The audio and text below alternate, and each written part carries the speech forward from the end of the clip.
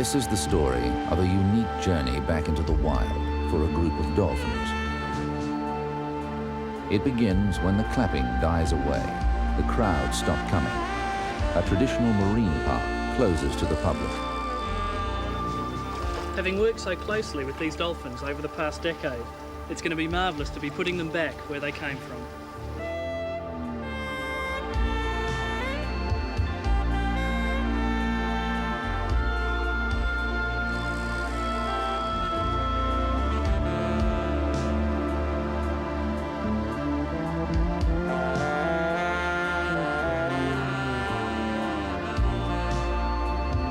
Maybe the most fascinating creatures in the animal kingdom. And still, we know so little about their life in the wild. These superior marine mammals, soon to be free, may lead the way. The choice to embrace that freedom, while not so simple, rests with them. After spending nearly a decade together in captivity, 9 Indian Ocean bottlenose dolphins sense that change is afoot. In a stage of transition, these lovable characters of the sea are the focus of a complex scientific exercise. 6 are going home to the Indian Ocean, while for 3 offspring born in captivity, many new sensations lie ahead. Australia's spectacular western boundary is to be their new playground, 12,000 kilometers of compelling coastline.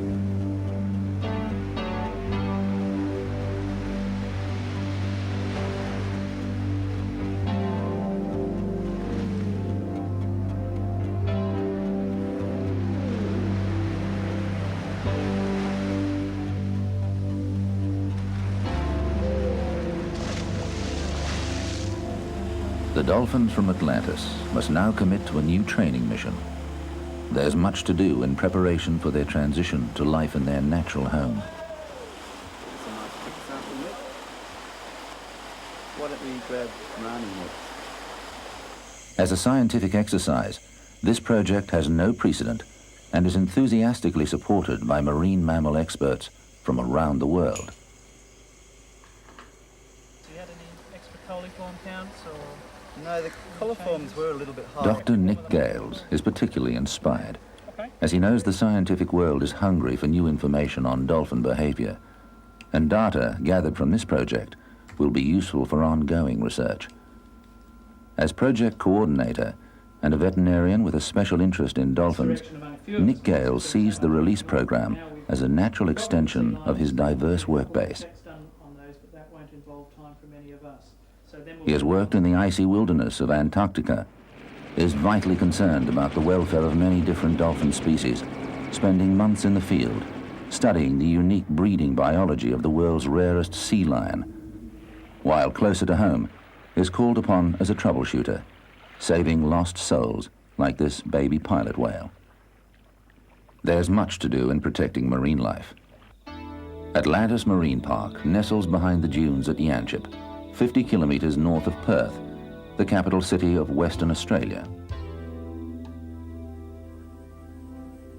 Designed as a major tourist attraction, Atlantis is part of a growing residential and commercial development by the Tokyu Corporation and opens to the public on December 26, 1981.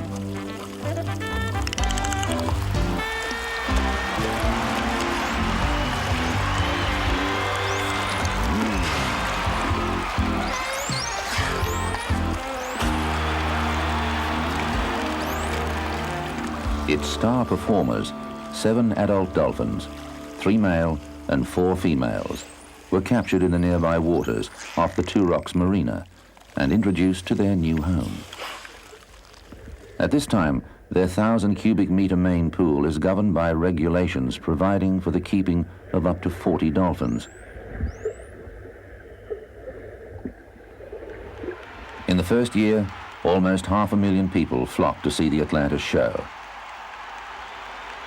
But nearly a decade on, geographic isolation and a declining tourist trade see the owners of the park forced to rethink their aims.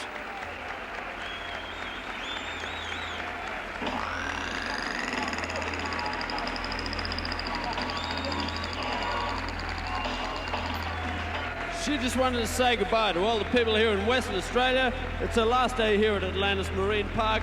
Give her a hand as she goes back to the sea.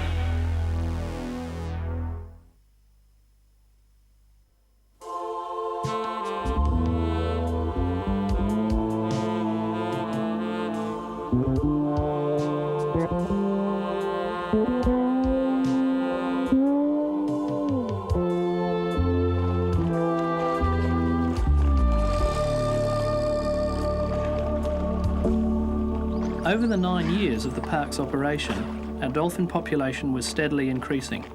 Carleen, Mila and Rani produced 3 healthy calves, Kia, Nikita and Echo. The births, as well as our 0 mortality rate, meant that we had established a world-class breeding and health program, and we're very proud of this. But our very success proved to be a dilemma. We had too many dolphins for our one pool system. Expansion of the pool facilities would cost around $2 million. Economically, this was not viable. To reduce the number of dolphins meant breaking up the pod or family group. This was something we were very loath to do. Ultimately, the decision was made to finance a pioneering release program, to send the dolphins back to the wild, providing us with a unique window to their remote offshore world. Soon after the final show at Atlantis, the sudden death of Carleen, an independent and happy dolphin, mother of Kia, shocks those closest to the dolphin community. Carleen had been unwell for a month, and the cause of death, severe gastritis, while not related to the park's closure, couldn't have come at a worse time. The occasion has a profound effect on Nick Gales, as he knows it's ultimately his task to keep these dolphins well, physically and emotionally. In many ways, he's now sailing in uncharted waters, this project testing both his knowledge and intuition.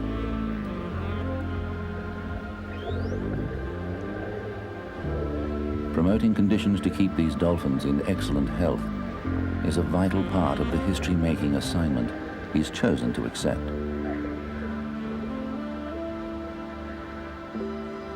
For centuries, we've been fascinated by dolphins. Here as a character of the sea, perfect in form and grace, a reminder of the playful child within us.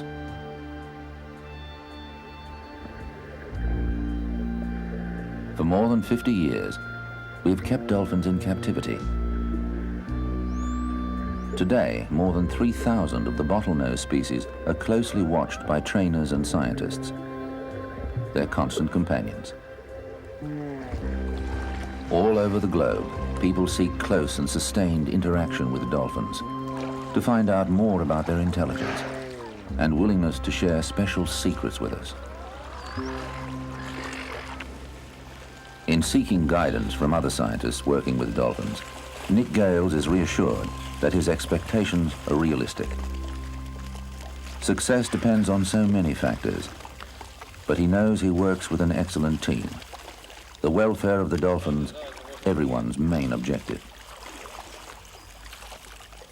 Dr. Gales helped capture and introduce the dolphins to Atlantis. And having been taken into captivity as youngsters, 3 to 5-year-olds, they make ideal candidates for release.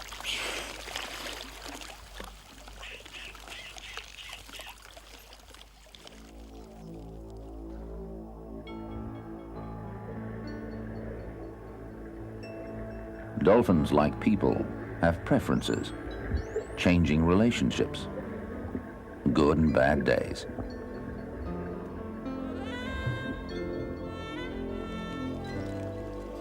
Mark and his trainers arrive for work early one morning to be greeted by an unannounced newcomer in the main pool.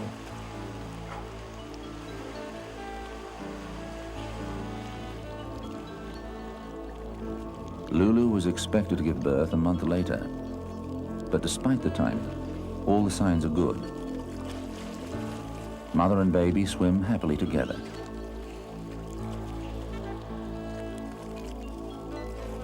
And the other dolphins appear to be accepting the new situation.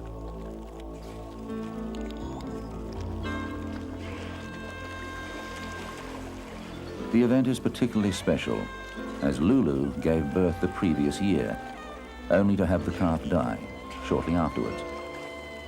However, 7 days later, things turn sour, when Lulu's new calf also dies.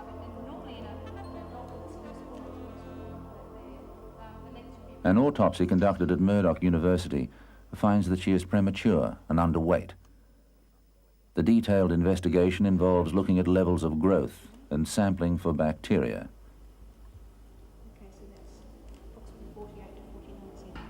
And to add further concern, one of the adult dolphins is in need of medical attention. It's Raja, a 16-year-old male, Rani's best friend, the happy male of the dolphin crew. Raja is thought to have a virus, but it's not going to be that simple. 4 months on, the diagnosis is more serious.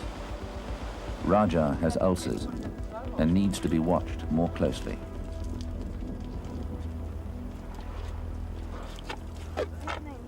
With our routine diagnostic methods exhausted, we needed some help from colleagues at Murdoch University.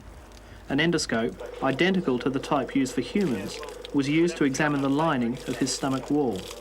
Raja had to be removed from the pool and was held, supported and wet, in a sling. The complex folds and form of Raja's stomach thwarted our efforts to examine the entire area, and we were unable to confirm our diagnosis of ulcers. Raja's medication continues. Blood is taken from his tail, where a major blood vessel can be accessed. If you just hold the crane there for a minute, we'll get all this water out first. A sling used for weighing makes it possible to administer 4 liters of fluid laced with replacement enzymes.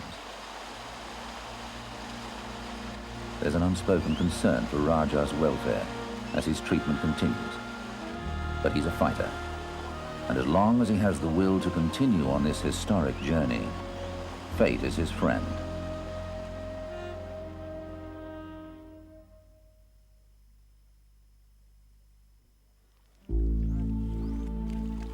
It's now 6 months since enthusiastic crowds cheered the performers at Atlantis. But with the crowds gone, there's still plenty of activity, as the dolphins have no desire to be idle.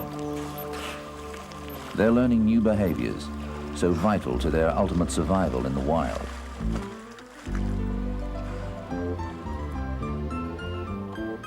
While chlorine was at first removed from the pool so the dolphins could become used to natural bacteria, it made observations difficult. When reintroduced, there were no problems with the dolphin's skin, so it was decided to maintain clarity with a mix of chlorine and seawater.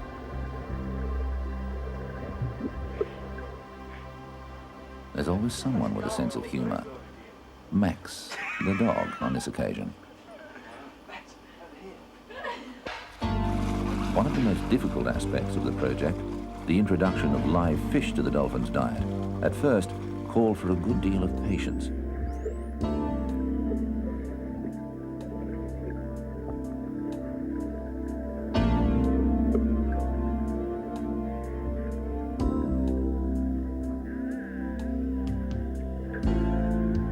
As with all new tasks, some learn faster than others. Basic foraging skills need to be excellent for survival in the wild, so lessons are frequent, often frustrating, but in the end yield exactly the right result. For the very first time, we glimpse typical behavior in the wild.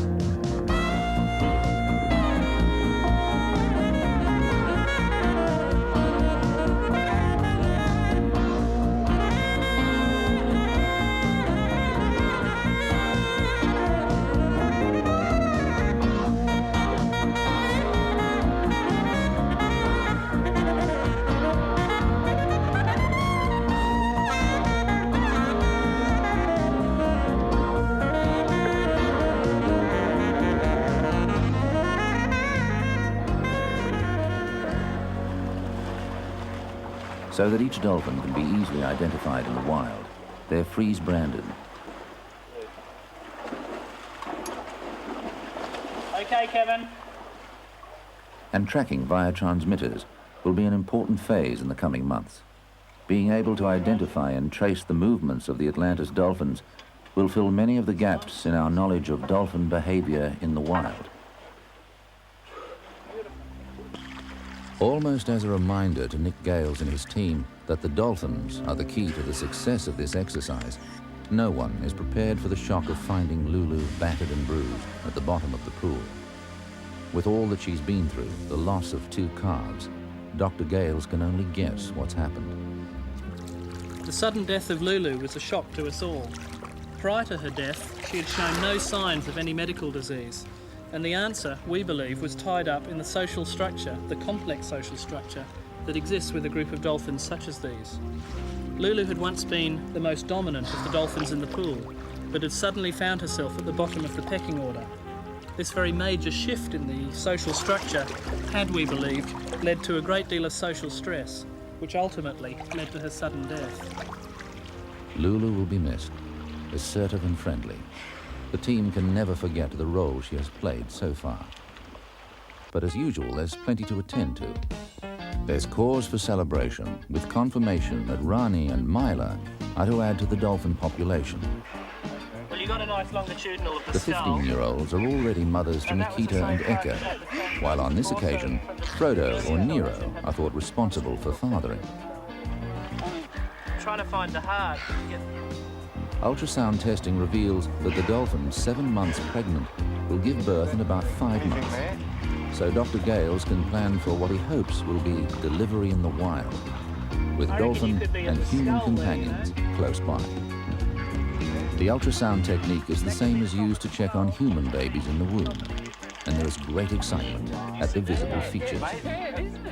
We got a shot of Echo opening and closing her mouth. Well, there seemed to be some movement about. Yeah, there was a little bit. With all that has gone before, the time is now right to move on to the next phase of the program. An atmosphere of celebration fills the park on moving day. Previous employees of the park have come to see their lovable friends take center stage again, while for friends and family of the project team, it's yet another critical milestone along the way.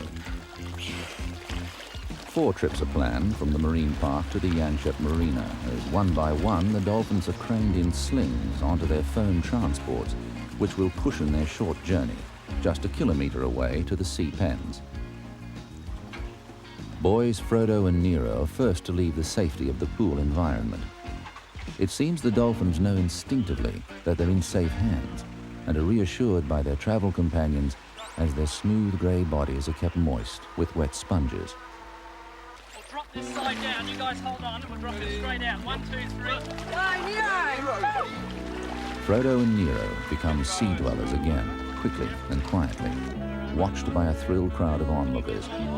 These people are fascinated to see one of nature's perfect marine creatures at such close range. The dolphins will use their skill of echolocation to determine the nature of their new home. Like sonar, sound pictures are made of the surroundings as a dolphin sends out high-frequency signals which bounce off objects and then return to the sensitive inner ear. Dolphins have 2 voices, one to communicate with each other, while echolocation helps them to see.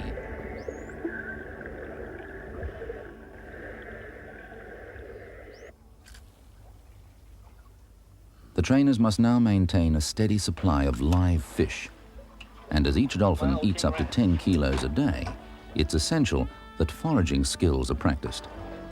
A full stomach is a prerequisite for survival at sea. So too is good health and a positive outlook.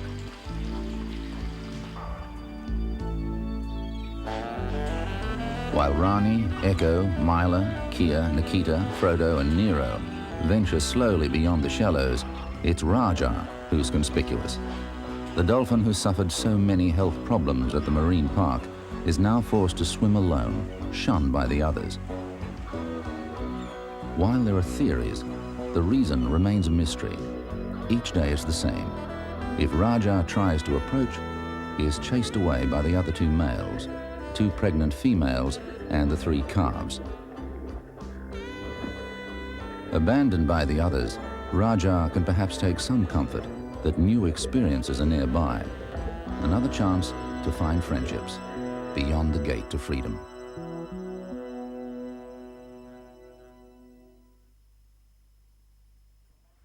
Do you want us to swim behind it afterwards to make sure the leads are staying down?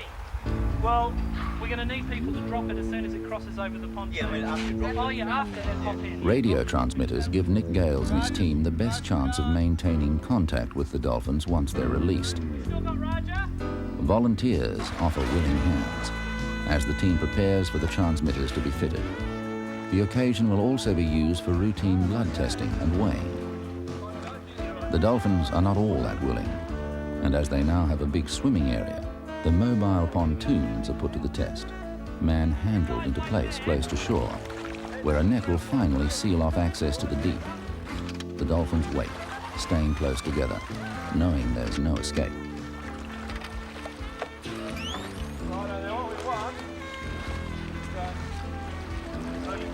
Many hands mean the work can be carried out efficiently, minimizing any distress to the dolphins, and a friendly offer of fish is rarely rejected. It's unnerving for the trainers as well. The dolphins, almost beached in the shallows, look vulnerable, unsure. Rani is first. Heavily pregnant, her handlers are extremely gentle as they carry out necessary medical tests.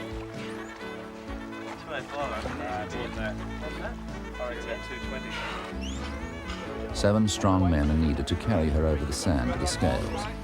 All vital signs are good, and the guesstimate is 4 weeks before she'll give birth.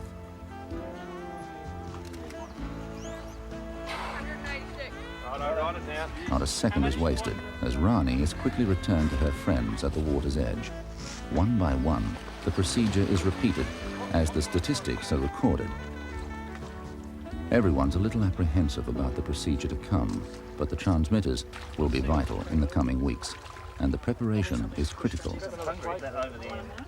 Amiable Frodo's first to lift everyone's confidence. A local anesthetic is injected into the area where 2 holes are pierced. Bolts fixed into position will, for the time being, hold mounting plates on either side of the dolphin's fin. A rubber pad cushions the plate against the skin. Frodo is taking it well. Perhaps he knows that his handlers would never intentionally cause him harm. It's gone well, guys. That was nice. With the 4 nuts tightened to hold the plates firmly in place, final adjustments are made, and there's a sigh of relief.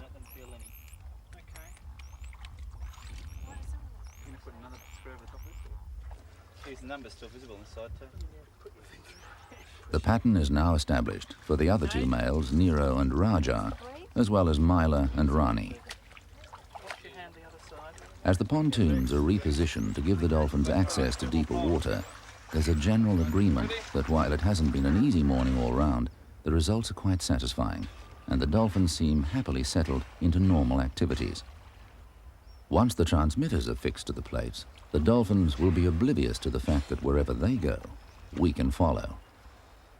8 dolphins, soon to be joined by 2 young playmates. The prospect brings us closer to the driving force of this project, which has steadily gained momentum over nearly 2 years. The ultimate goal is now in sight, and the time is drawing close.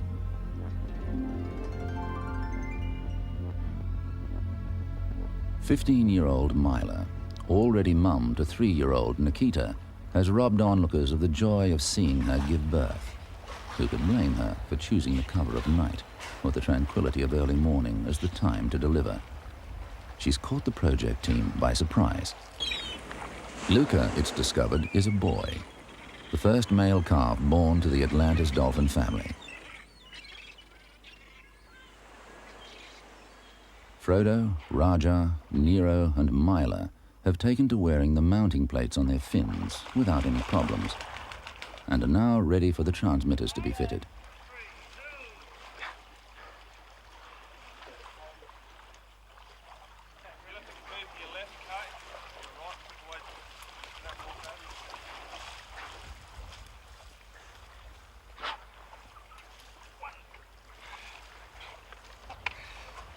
Frodo is first in line again and produces a healthy reading on the scales. Try and let that water off. Oh, it's not. The trainers remove the plates on either side of his fin to fit the transmitter and aerial. The area has healed well, with no sign of infection.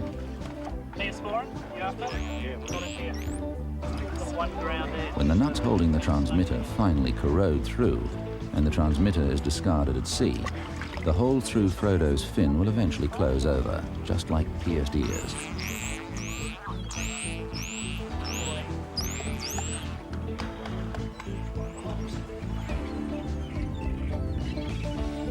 With the nuts tightened to be secure yet comfortable, Nick and his team hope there'll be no hitches with the new technology. The transmitter equipment has cost $12,000.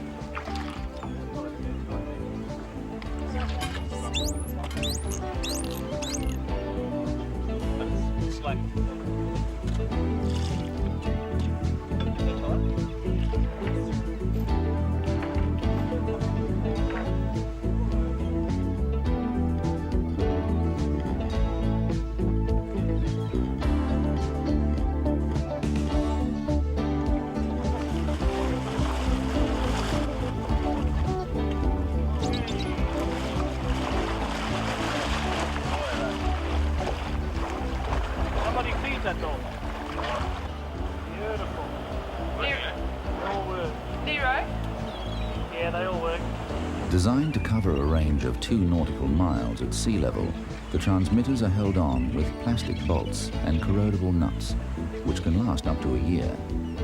Attached to the cartilaginous plate of the dorsal fin, the antenna has maximum exposure each time the Dolphin surfaces. One of the last people to swim with the Dolphins in the sea pens, world marathon swimming champion Shelley Taylor-Smith, couldn't have been more overjoyed. This was something she'd always wanted to do. Oh, it's something like I've never experienced before.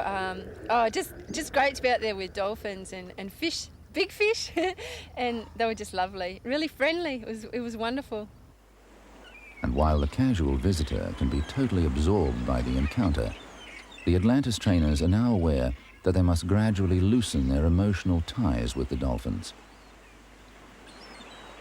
Reduced physical contact is not only desirable, but will encourage the dolphins to fend for themselves in the open sea, resisting temptation to seek out human contact.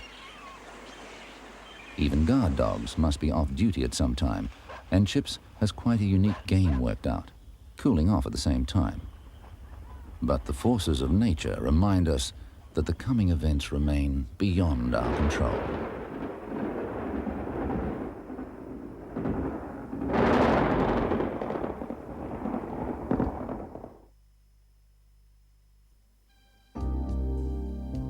It's going to be a long day, and a tranquil start is fitting. Release day, the climax of hundreds of hours of work. At last the Dolphins are ready for the big adventure. They swim near the gates. Perhaps they're already aware of the plan.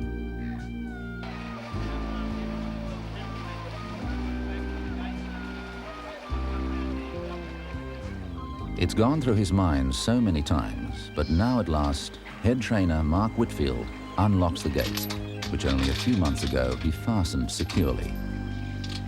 Nick Gales watches from beyond the gates and knows there's a good chance the Dolphins will be too afraid to go anywhere. Or then again, they could rush out on a whim.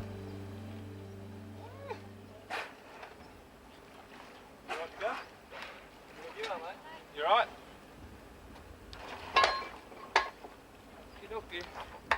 There's quite an audience, and everyone waits anxiously as the gates are moved back to enable the Dolphins to venture into the unknown.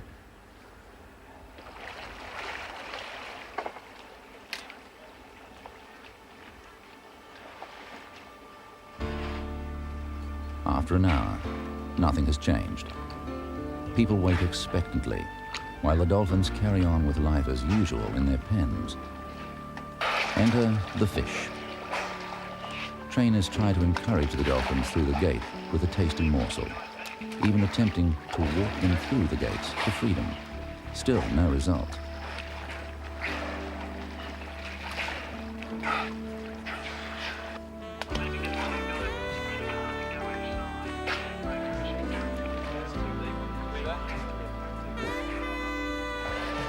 Perhaps the Dolphins will follow the dinghy through.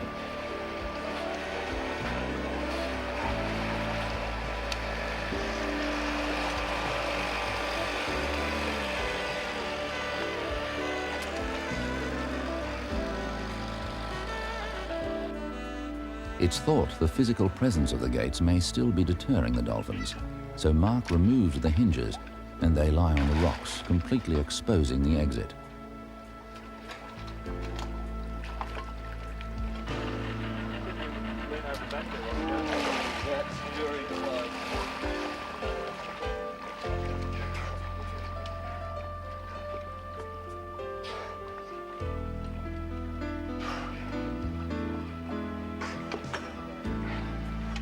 Hello. We nearly have an adventurer. The project boat is a favourite with the Dolphins for bow riding, and it's thought they might be tricked into following the sound of the motors out of the gates. Wrong.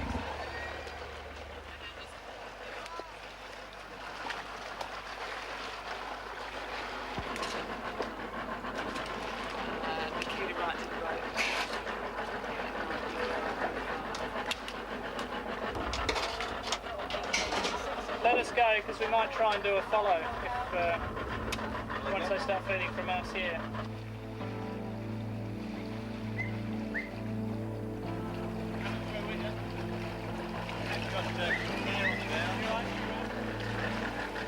As those who understand the nature of dolphins well would acknowledge, when they've had enough, cooperation is limited.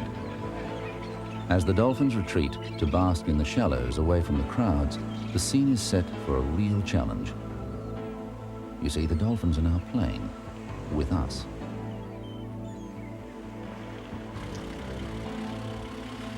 With the gates removed from the sea pens less than 24 hours earlier, the opportunity has not been missed by the outsider Raja. When trainers do their head count, everyone's accounted for. And as the boat heads out of the marina for the open ocean, Raja follows, his movements traced with the receiver equipment. A group of wild dolphins is not shy of the boat and provides Alistair with more data on the wild population in the area. For nearly 4 hours, the team observes and collects information until the sea breeze forces them to return to the marina. But Raja's not coming back. He's gone beyond the range of the receiver equipment. The following day, the boat heads further north in search of the elusive Raja, and the company along the way proves just fine.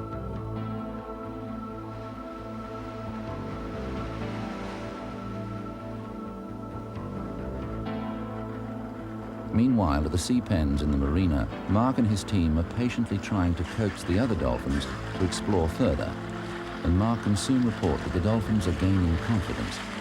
But while they'll venture outside the marina, they're not letting the boat out of their sight just yet.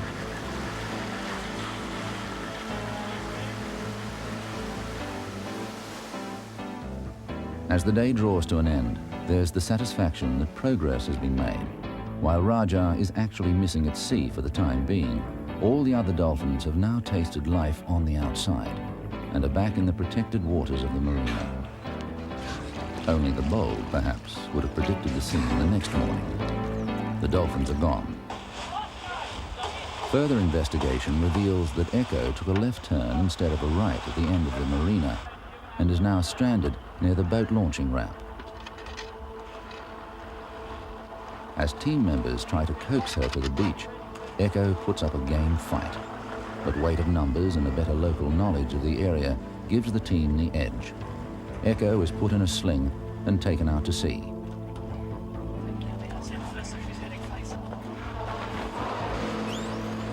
The trainers have sighted the Atlantis pod at Linda Reef, 2 kilometers north of the marina, and this is where Echo will join them. Echo is Rani's calf, and it's reassuring for the team to see the group reunited.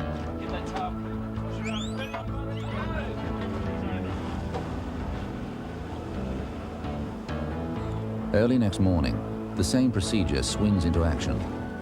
The team goes in pursuit of the 9 dolphins. Alistair takes charge of the receiver, but to no avail, so the team cruises further along the west coast.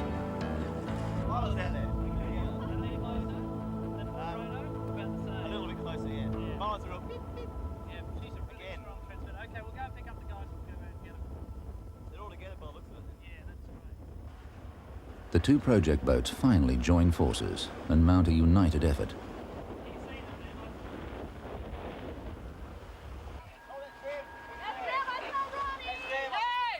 Their searching is rewarded by the sight of the dolphins happily at play in their natural home.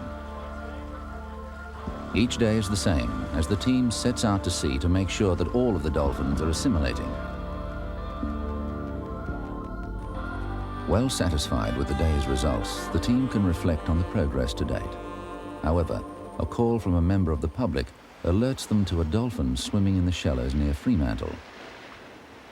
Beach fishermen are not pleased with the dolphin's activities, and there's no prize for guessing the identity of the dolphin with the worst navigating skills. Echo has gone astray again, and this time has lost quite a lot of weight, indicating that she's not foraging successfully. The only option is to return her to the sea pens for the time being. Dr. Gales has appealed to the public for help in identifying the whereabouts of the dolphins. He wants to know how far they're venturing and whether they stay together or divide.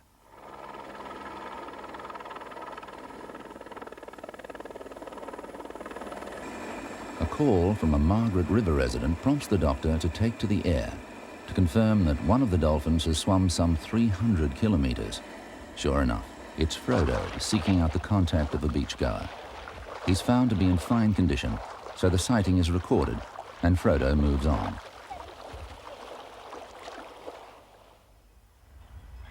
At the Yanchep Marina, there are now 2 residents in the sea pens.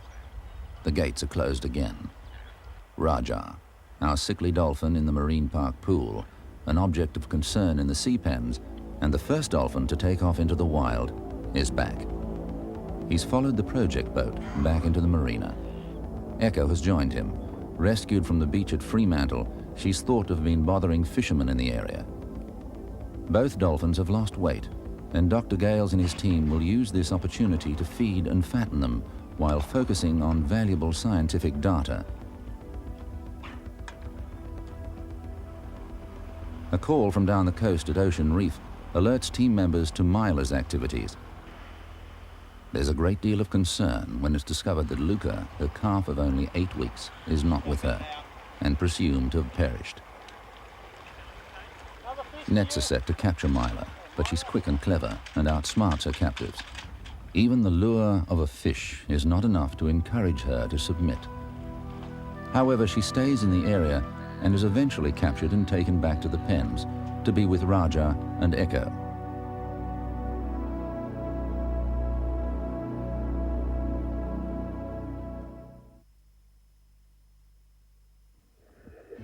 This pioneering project has uncovered a wealth of information about change in a group of dolphins, now free to go where and when and with whom they choose. There are 3 dolphins back in the sea pens. Myla has lost her calf, and Rani and her calf have not been sighted. But 5 dolphins are out there, in the wild, and fending for themselves in a competitive environment. For Nick Gales, there's plenty to think about. He has attempted a complex and ambitious project, which would always depend upon the will of these clever, independent, and resourceful creatures. Many things happened in this project that we could never have anticipated. To begin with, we thought the dolphins would stay together in perhaps 2 major groups, but instead they split up and went their own ways, even the 3-year-old calves leaving their mothers. They also travelled over a lot more of the coast than we thought they would. Frodo travelled some several hundred kilometres down to Margaret River, and the others went all over the place. And we worked very hard back in captivity to make sure the dolphins would work with us in the wild, so we could monitor their health and progress during the transition. But when we did get them out there, they ignored the boats and weren't interested in performing the behaviours we'd trained them to do. But after all, I guess that was the aim of the project, to have them living out in the ocean as wild dolphins. The Atlantis dolphins came into our lives for a moment in time, to share their energy and passion, to learn when we could teach, and cause us to wonder and admire their strength and agility. They were patient in the difficult times, yet were quick to let us know when we crossed the boundaries of their tolerance. Sharing the joys of birth and parenthood, learning to cope in times of sickness and stress. There have been moments of grief, and these moments linger. While the dolphins in the sea pens may never make a total transition back to the wild, it's hoped that they can work with us in the open sea and in the safety of the sea pens. They will be part of ongoing marine mammal research off the West Australian coast. It remains to be seen whether the other dolphins will stay in touch when their transmitters no longer function. The unknown is tempting, exciting, inviting. And the journey from captivity to liberty, it continues, as long as the dolphins welcome us into their world in the wild.